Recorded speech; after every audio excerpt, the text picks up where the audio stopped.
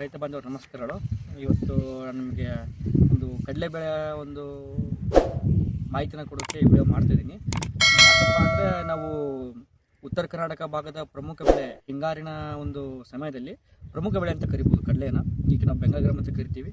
ಇದು ಗದಗ, ಧಾರವಾಡ, ಹಾವೇರಿ, ಬಾಗಲಕೋಟೆ, ಸ್ವಲ್ಪ ಉತ್ತರ ಕರ್ನಾಟಕ ಭಾಗ ಸ್ವಲ್ಪ ಜಿಲ್ಲೆಗಳಲ್ಲಿ ಹೆಚ್ಚಾಗಿ ವಿಸ್ತೀರ್ಣ ಇರ್ತಕ್ಕಂಥ ಬೆಳೆ ಇದು ಕಡಲೆಬೇಳೆ. ಇದಕ್ಕೆ ರೈತರಿಗೆ ಈ ಒಂದು ಬೆಳೆಯಲ್ಲಿ ಯಾವ್ಯಾವ ಔಷಧಿಗಳನ್ನ ಹೊಡಿಬೇಕು, ಯಾವ ಟೈಮಲ್ಲಿ ಏನು ಮಾಡಬೇಕು, ಅದ್ರ ಬಗ್ಗೆ ನಮ್ಮ ಮಾಹಿತಿನ ಕೊಡೋಕ್ಕೆ ಈ ವಿಡಿಯೋನ ಮಾಡ್ತಿರೋದು. ಏನಪ್ಪ ಅಂದರೆ ಈ ಒಂದು ಬೆಳೆಯಲ್ಲಿ ರೈತರಿಗೆ ತುಂಬ ತೊಂದರೆ ಕೊಡ್ತಕ್ಕಂಥ ಒಂದು ಬಾಧೆ ಅಥವಾ ಏನೊಂದು ತೊಂದರೆ ಏನಪ್ಪ ಅಂದರೆ ವಿಲ್ಟ್ ಅಂತ ಕರಿತೀವಿ, ನೆಟ್ಟೆ ರೋಗ ಅಂತ ಕರಿತೀವಿ, ನಾವು ಈಗ ಆಡು ಭಾಷೆಯಲ್ಲಿ ಸಿಡಿ ರೋಗ ಅಂತ ಕರಿತೀವಿ. ಇದೊಂದು ತೊಂದರೆನ ರೈತರು ಕಾಣ್ತಾರೆ.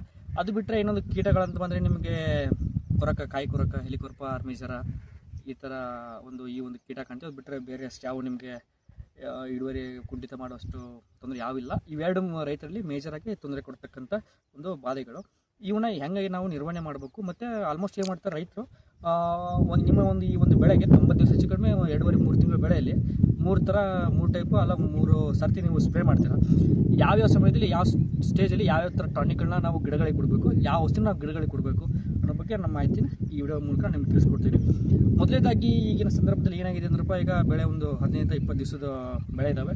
ಒಬ್ಬರು ಲೇಟಾಗಿ ಬಿತ್ತಿದ್ರು, ಸ್ವಲ್ಪ ಮುಂಚೆ ಬಿತ್ತೋರ್ದು ಆಲ್ರೆಡಿ ಈ ಸ್ಟೇಜಲ್ಲಿ ಬಂದಿದೆ. ಇವತ್ತು ಆಲ್ಮೋಸ್ಟ್ 20 ದಿವಸದ ಬೆಳೆ ನಾವೇನು ಈ ಹೊಲದಲ್ಲಿ ನಿಂತಿದ್ದೀವಿ. ಇದೊಂದು ಈಗ 20 ದಿವಸದ ಬೆಳೆ ಇದೆ. ಈಗ ಮೊದಲೇ ಸ್ಪ್ರೇ ಅಂತ ಬರ್ತೀನಿ ನಾನು ನಿಮಗೆ. ಫಸ್ಟು ಕೀಟಗಳಿರ್ತೀನಿ, ಆಮೇಲೆ ನೆಕ್ಸ್ಟು ನಿಮಗೆ ಈ ಒಂದು ಸಿಡಿ ರೋಗ ಯಾವ ಥರ ಕಂಟ್ರೋಲ್ ಮಾಡಬೇಕು ಅಂತ ಆಮೇಲೆ ಹೇಳ್ಕೊಡ್ತೀನಿ. ಮೊದಲೇದಾಗಿ ಫಸ್ಟ್ ಸ್ಪ್ರೇ ನೀವು ಗಿಡಕ್ಕೆ ಮೊದಲೇ ಹಂತದಲ್ಲಿ ಯಾವೆಲ್ಲ ಒಂದು ಪೋಷಕಾಂಶ ಅಥವಾ ಯಾವುದೇ ಒಂದು ನ್ಯೂಟ್ರಿಯೆಂಟ್ಸ್ ಕೊಡಬೇಕಂತ ಹೇಳ್ಕೊಡ್ತೀನಿ. ಮೊದಲೇದಾಗಿ ಗಿಡ ಚಿಕ್ತಿರುತ್ತೆ. ಈ ಟೈಮ್ಗೆ ಏನು ಮಾಡಬೇಕಪ್ಪ ಅಂದರೆ ರೈತರು ನೀವು ಕಡಿಮೆ ಖರ್ಚಿನ ಔಷಧಿಗಳನ್ನ ನಾವು ಸ್ಪ್ರೇ ಮಾಡೋಕ್ಕಾಗೈತಿ. ಯಾಕಪ್ಪ ಅಂದರೆ ಇಲ್ಲಿ ಏನಾಗಿರ್ತೈತಿ, ಗಿಡ ಸಣ್ಣದಿರ್ತೈತಿ, ನಿಮ್ಮ ನೆಲ ತುಂಬ ಹರಡ್ಕೊಂಡಿರಂಗಿಲ್ಲ. ಹಾಗಾಗಿ ರೈತರು ಏನು ಮಾಡಬೇಕು, ಮೊದಲೇದಾಗಿ ಕಡಿಮೆ ಖರ್ಚಿನ ಔಷಧಿ ಹೊಡಿಬೇಕು. ಯಾವುದಪ್ಪ ಅಂದರೆ ಇಮಾಮೆಕ್ಟಿನ್ ಬೆಂಜೋಯೇಟ್ 5% SG ಅಂತ ಬರುತ್ತೆ.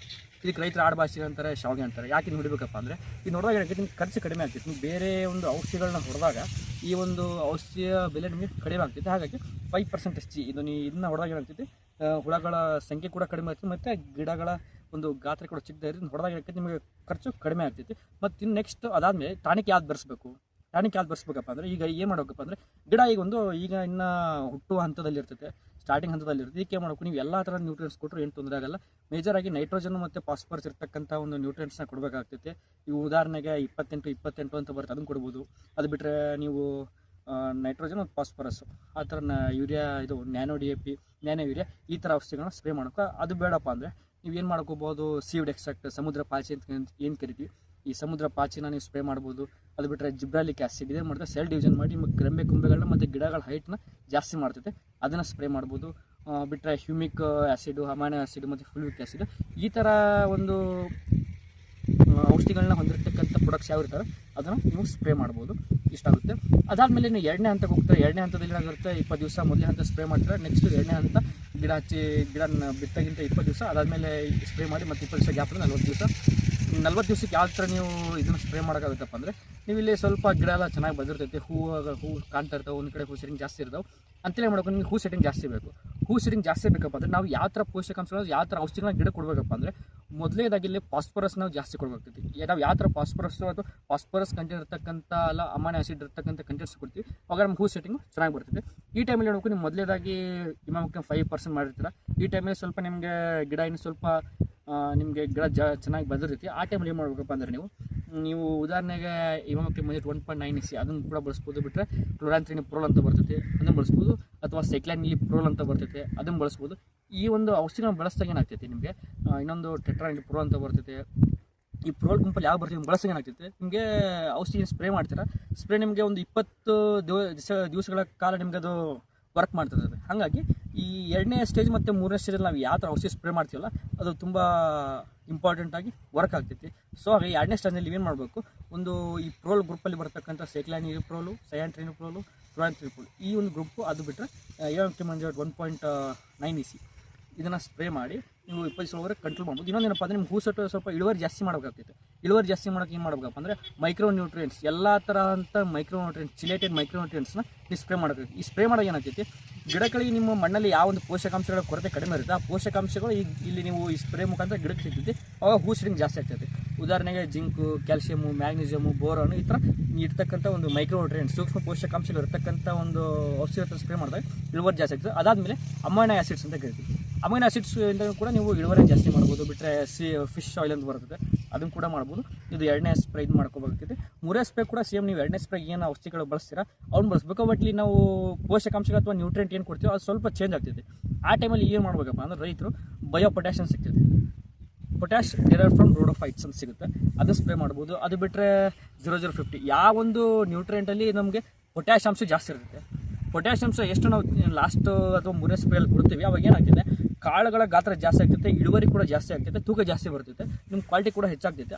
ಅವಾಗ ಏನು ಮಾಡೋಕ್ಕಪ್ಪ ಅಂದರೆ 3ನೇ ಸ್ಪ್ರೇಯಲ್ಲಿ ನೀವು ಪೊಟ್ಯಾಷಿಯಂ ಇರತಕ್ಕಂಥ ಒಂದು ಪೋಷಕಾಂಶ ಇರತಕ್ಕಂಥ ಪ್ರಾಡಕ್ಟ್ನ ನೀವು ಬಳಸಿ ನೀವು ಇಳುವರಿ ಅಥವಾ ಎಲ್ಲ ಓವರಾಲಾಗಿ ಎಲ್ಲ ಥರ ಗಿಡನ ನೀವು ಇದು ಮಾಡ್ಕೋಬೋದು.